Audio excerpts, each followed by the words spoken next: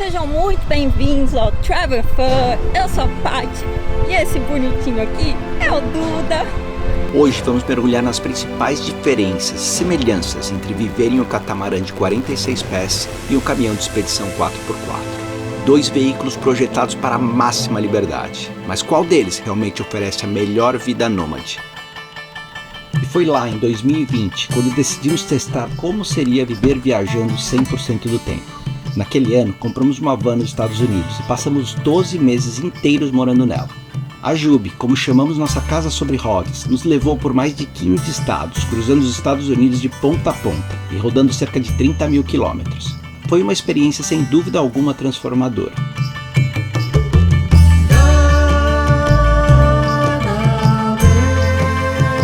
Descobrimos que essa era uma estrada sem volta. Por isso, em 2021, decidimos levar essa aventura para outro nível. Hoje é dia de falar tchau pra Jubi. Provavelmente essa é a última vez que vocês estão vendo a gente aqui dentro. Agora chegou a hora de tomar uma importante decisão que vai mudar completamente a nossa vida. Vendemos nossa casa na terra e embarcamos na vida a bordo de um barco à vela. E nós vamos buscar a nossa nova casa hoje, a Joy. A Joy se tornou o nosso lar e desde então já são mais de 3 anos vivendo no mar. Essa escolha nos permitiu explorar o mundo de uma forma única e bem mais lenta, absorvendo cada cultura, cada ancoragem e cada paisagem. Com a Joy já passamos por mais de 10 países, passando pela França, Espanha, Portugal, Gibraltar, Itália, Grécia, Montenegro, Albânia e Croácia. Agora, em 2025, resolvemos dividir nossa vida entre o mar e a terra, e foi assim que o Kong entrou na nossa história. Nosso caminhão de expedição já é nosso lar há 6 meses, e com ele já rodamos mais de 5 mil quilômetros, cruzando Alemanha, Áustria, França e Espanha. Depois de viver tanto tempo no mar e na estrada, percebemos que essa é uma dúvida muito comum para quem quer adotar um estilo de vida mais móvel. Qual é a melhor opção para explorar o mundo? No vídeo de hoje vamos compartilhar nossa experiência real, trazendo os custos, desafios e vantagens de cada estilo de vida. Então assista até o final, depois me conta qual seria a sua escolha para explorar o mundo.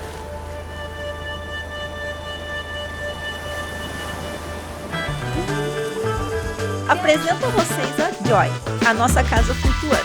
Ela é um lago 46 pés, produzido na França. Ela tem 14 metros de comprimento por 8 metros de largura. Os cascos, de um lado todo a nossa cabine e do outro lado as cabines e banheiros dos quartos de visita. E agora que você conheceu um pouco mais sobre a Joy, é hora de falar sobre o Kong. Esse monstrão que nós temos aqui atrás de mim. Ele foi produzido na Áustria e era utilizado no exército austríaco. O Kong é uma cabine estendida, que a gente chama de cabine doca. Então a gente consegue legalmente levar 4 pessoas durante uma viagem. A nossa casa foi feita pela Krug Expedition, que fica na Áustria. A casa tem 4,9 metros e nós acreditamos que ela é perfeita para um casal. E também para quando você olha do lado de fora do caminhão, você vê uma simetria entre o tamanho da casa e o tamanho do chassi. A vida a bordo de um barco à vela é completamente diferente do que da rotina terrestre. Tudo gira em torno do clima, ventos e correntes marítimas. Uma tempestade muito forte, tá desde ontem, ó, chegando uns alertas falando que ia ter. E agora acabou de chegar uma mensagem falando que vai ter uma tempestade super forte com raios, trovões. E é para você estar abrigado. Então estamos aqui aguardando, esperando para ver o que vai acontecer nas próximas horas. O céu já tá mostrando que vai ter algo. As nuvens já estão se formando, as nuvens muito estranhas ali, uma acumulação, umas nuvens tipo um disco voador. E a gente vai esperar agora. Já jogamos mais corrente na nossa âncora para segurar bem. Já tem trovões lá atrás. Aí eu fico aqui, ai meu Deus do céu, quem vai antes que eu chegue? Antes de zarpar, é preciso analisar as previsões do tempo, escolher bem a rota e calcular distâncias entre ancoradouros ou marinas. Durante travessias longas, o planejamento de suprimento e combustível é essencial. Em alto mar, você pode passar dias ou semanas sem ver a terra firme, então qualquer erro pode custar bem caro. Mesmo em águas costeiras, a logística pode ser desafiadora. O desembarque em alguns destinos exige o uso de um bote inflável, além de precisar encontrar o local seguro para ancorar e evitar mares agitados. Sem falar da necessidade de checklist de segurança de cada navegação, garantindo que todos os sistemas estejam funcionando perfeitamente. Agora, no caminhão de expedição, o planejamento também é fundamental, mas com algumas diferenças. Toda manhã, antes de nós sairmos para algum lugar, é isso aqui, ó. Tudo ali no computador, no GPS, eu fico aqui no celular e nós já temos uma rota meio que definida. Eu já fiz, já coloquei todos os pins dos lugares que eu quero conhecer. E daí a gente senta aqui e começa a pesquisar qual é a melhor rota. Como o Kong é um caminhão alto, pesado, é diferente de um carro, que qualquer rota que o Google Maps te der, você pode ir, você vai longe. Com o Kong a gente tem que prestar muita atenção. Se não tem túneis, se não tem pontes que sejam menos de 3,9 pelo menos. Pontos que a gente consiga passar por causa do peso, que são 12 toneladas, né? Então a gente tem que ficar observando tudo isso. Então o Duda plota lá, daí eu fico aqui no Google Maps, clico no Google Maps e vou tipo pedacinho por pedacinho da pista. E aí eu vou olhando o Street View para ir olhando os pedacinhos por onde a gente vai passar. A maior vantagem do caminhão de expedição, na minha opinião, é a flexibilidade. Não dependemos do vento, mas sim das condições das estradas e das regras locais. Escolher a melhor rota envolve verificar a infraestrutura disponível, pois nem toda estrada é adequada para um veículo tão grande que nem o Kong. Então há desafios, como a altura de pontes, restrições de peso e pedágios, às vezes caros. Outro ponto importante é a necessidade de encontrar um local seguro para passar a noite. Na Europa, onde estamos agora, por exemplo, há estacionamentos e campos próprios para motorhomes. É muito fácil de achar com preços bem baratos. Embora nós sempre busquemos opções fora do camping porque custamos mais. Mas quando estamos perto de uma cidade um pouco maior, esses campos que mais parecem grandes estacionamentos são super úteis. Diferente do barco, que exige mais planejamento prévio, no caminhão é possível improvisar mais durante a viagem. Uma coisa que eu tenho percebido, a gente fez muito disso daí nos Estados Unidos. E assim, sinceramente, eu tô achando mais fácil aqui na Europa. Eu acho que a infraestrutura para motorhome, para van, para parar em geral nas cidades é muito fácil, né? O pessoal pensa muito nisso. Agora chegamos à França. A França é maravilhosa, né? Tem um lugar chamado Air Camping, né? Tem vários apps aqui, mas tem um app francês específico que eu vou colocar aqui. Super baratinho, ó, esse aqui, ó. Se vir fazer motorhome na França, já vai. E ele é ótimo, porque tem umas vagas boas, geralmente é tudo asfaltado, tem árvores, tem água, tem energia. Você pode soltar a sua água cinza. Água preta também, a gente tem lugar, né, pra soltar. E uma coisa muito interessante é que é extremamente justo e barato. Eu acho barato, pra você parar à noite. Média de 10 a 16 euros. É justo. E fazendo uma comparação, lá nos Estados Unidos, eu acho que o camping mais caro que nós pagamos foi em São Francisco. Foi $170. O preço de um hotel, pessoal, pra ficar com um motorhome. A Juba era pequenininha. Aqui nós pagamos 32. Na Alemanha foi o mais caro que nós pagamos até agora. Mas só que aqui na França, além desse Air Camping que eles têm, esse sistema que é muito fácil, você não precisa falar com ninguém. Você recarrega um cartão, paga, abre a porteira lá para você entrar com o carro, é muito fácil. Tem esses estacionamentos que a cidade disponibiliza para você, que é gratuito, é seguro, você consegue passear e pode ficar o tempo que quiser. A segurança no mar é algo que nunca pode ser subestimado. Diferente de um veículo terrestre onde há oficinas por perto, no meio do oceano, qualquer problema mecânico você precisa resolver por conta própria. E a noite foi bem intensa. A gente chegou a ter quase 30 nós. O problema não é o vento, o problema é a ondulação, ela está quase de frente. Então a gente vai estar completamente com água de sal. As ondas estão passando assim quase por cima, aqui na frente. A gente já está chegando, falta 9 milhas só. Além disso, o barco requer manutenção frequente. O casco precisa ser limpo regularmente para evitar incrustações de organismos marinhos.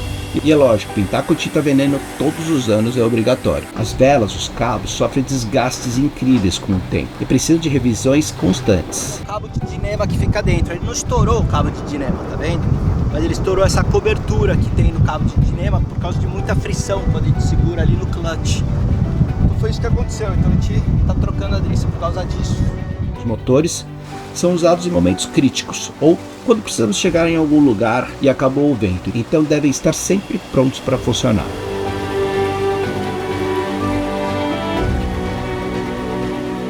Outra preocupação são as condições climáticas extremas. Dependendo da região do mundo, furacões e tempestades podem representar um perigo real. Também existe a preocupação com pirataria. Em alguns trechos do globo, exige uma rota mais segura e um planejamento extra. I'm gonna be going right behind him, if that is okay and I have your permission. A manutenção preventiva em um barco não é um luxo, e sim uma necessidade para que minimize o seu risco quando estiver fora das ancoragens e porto.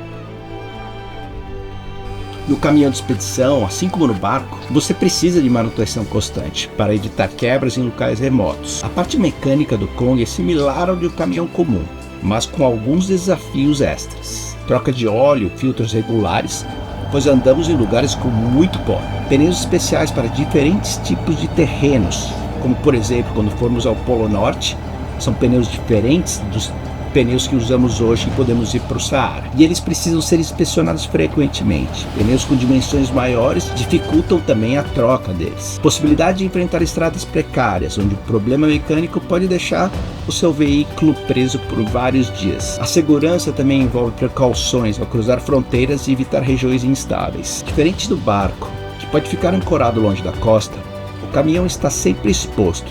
Isso às vezes pode ser um problema. Agora o Kong, por ser um pouquinho alto, apresenta um grau de dificuldade grande para os intrusos, e a conexão da casa com a cabine possibilita uma saída rápida, se necessário, no meio da noite.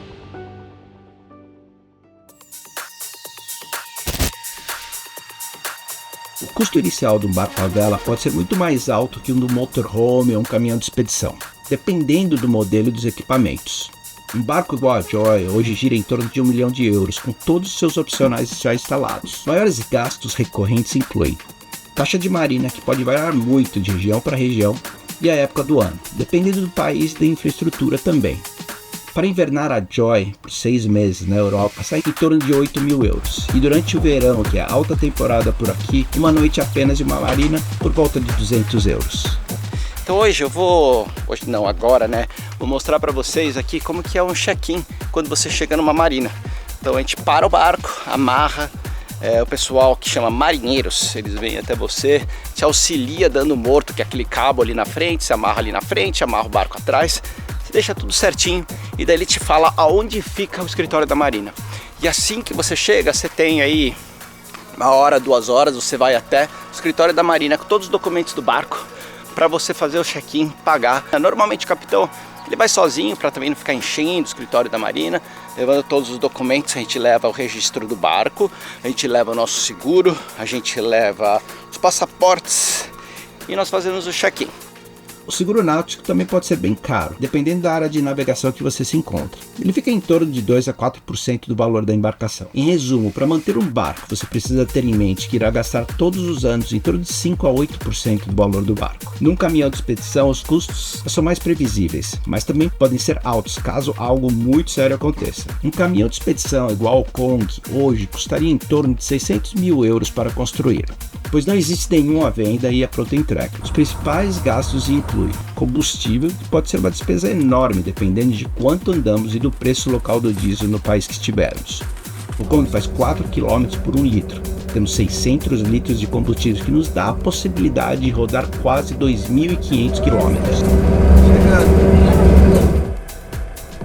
Embora o Kong não precise de uma oficina especializada para fazer sua manutenção, por ter poucos eletrônicos na parte do caminhão, já a nossa casa é altamente tecnológica e sim, necessita de mão de obra especializada. Para você ter uma ideia, tivemos recentemente um problema com a bomba do nosso aquecedor a diesel e basto. Não só foi muito difícil achar a mão de obra especializada, mas o custo para a troca dessa bomba saiu quase €1.500. Mas eu não tô reclamando não, porque a gente já sabia disso desde o início da história. Com certeza ia ter probleminhas com o Kong. E essa que é a parte legal, essas são as histórias que a gente tem pra contar. Imagina só se nós pegássemos o Kong e saíssemos lá do ponto A até o ponto B sem nenhuma historinha pra contar. A gente já tem algumas pra contar agora. Seguro. O custo anual do seguro gira em torno de €3.500.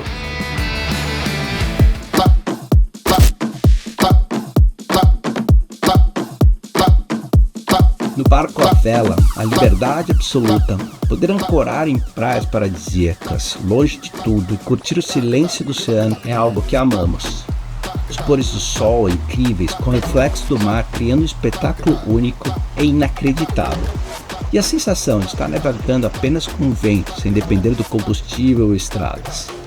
Contato com a natureza marinha, como nadar ao lado de golfinhos e ver-baleias, é algo que nos deixa sem palavras. Já no caminho de expedição, a possibilidade de ir a qualquer lugar, de deserto a montanhas, passando por vilarejos remotos, é bem fácil.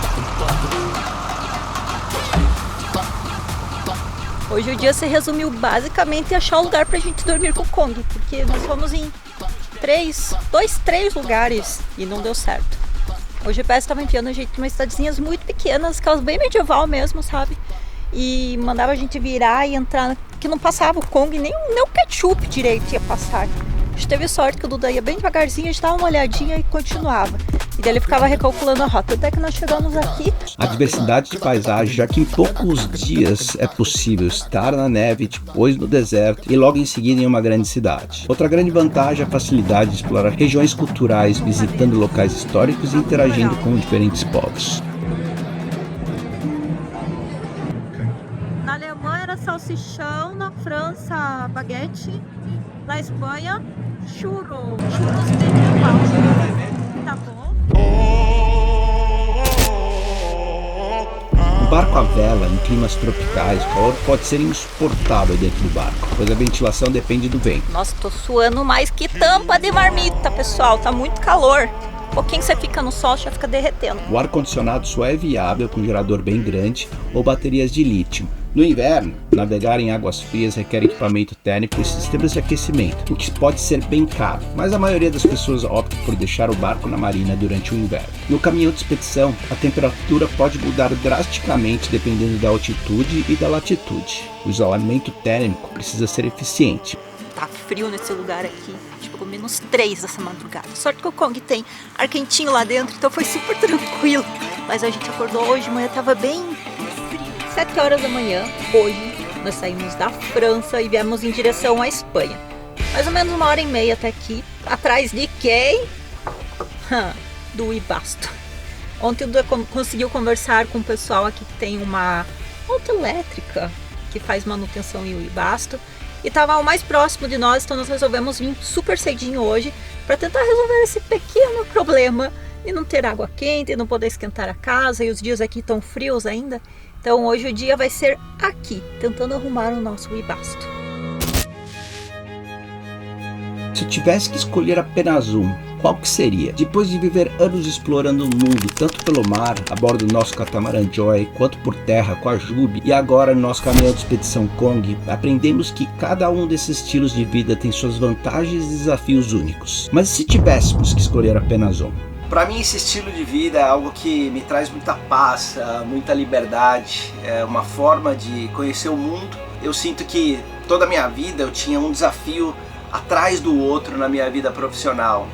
E eu sempre trabalhei muito para poder ter uma estabilidade financeira e ter a liberdade de viajar ao redor do mundo, conhecer lugares novos, conhecer pessoas novas, culturas novas e assim por diante. E esse estilo de vida no barco, para mim, é algo que me traz essa liberdade, ao mesmo tempo que me traz uma sensação de puxa, eu venci mais esse desafio, eu consegui passar por mais essa velejada. A organização, o planejamento que vem junto com tudo isso é algo que me traz muito prazer, é algo que faz eu me sentir realmente vivo. Eu não acho que é algo que dá para fazer 12 meses por ano, eu sinto que é bem desgastante, porque você está o tempo todo à mercê dos elementos, né, que são o mar, o vento, o tempo, você tem que estar checando o tempo todo tudo. Então eu sinto que é algo que te desgasta ao mesmo tempo que te dá muito prazer. A sensação de navegar usando apenas o vento, sem depender de combustível, e poder ancorar em lugares paradisíacos sem custo algum é inigualável. A vida no mar ensina sobre paciência, planejamento e resiliência. No entanto, exige mais habilidades técnicas e um comprometimento maior com a manutenção e segurança, sem contar que é necessário uma boa dose de coragem. Mas a vida é sobre isso. É sobre você superar desafios e medos e se jogar de cabeça em tudo que você tem vontade de fazer. Essa vida passa muito depressa. Uma das coisas mais legais desse estilo de vida que nós temos é que a cada 6 meses, a cada verão, nós podemos escolher um país para velejar, para conhecer a cultura. Por outro lado, se a prioridade fosse mais flexibilidade e praticidade no dia a dia, o caminhão de expedição levaria vantagem. Com ele, podemos viajar para qualquer lugar, de montanhas a desertos, passando por grandes cidades e vilarejos remotos. Não precisamos nos preocupar com os ventos ou tempestades, e o acesso a suprimentos, combustíveis e infraestrutura é muito fácil. Vamos dirigir? Eu não sei se estou preparada para isso. Ah, sim. Tá nem quase balançando, tudo retinho aqui, acho que vai dar certo. Se tivéssemos que escolher apenas um estilo de vida para explorar o mundo, o caminhão de expedição provavelmente levaria uma vantagem. A praticidade e a capacidade de explorar qualquer tipo de terreno e a liberdade de pegar a estrada a qualquer momento fazem dele uma escolha boa para quem busca flexibilidade e variedade de paisagens e experiências. Nós temos um botãozinho ali, ó, que aumenta o ronco do Kong para ficar barulhento. Liga aí, Gru. A Joy e o Kong fazem agora parte de nossas vidas. Descobrimos que o equilíbrio entre esses dois mundos é algo que deixa essa jornada ainda mais incrível para nós. Cada experiência tem seu valor, e poder viver um pouco de cada uma é um privilégio que aproveitamos com gratidão.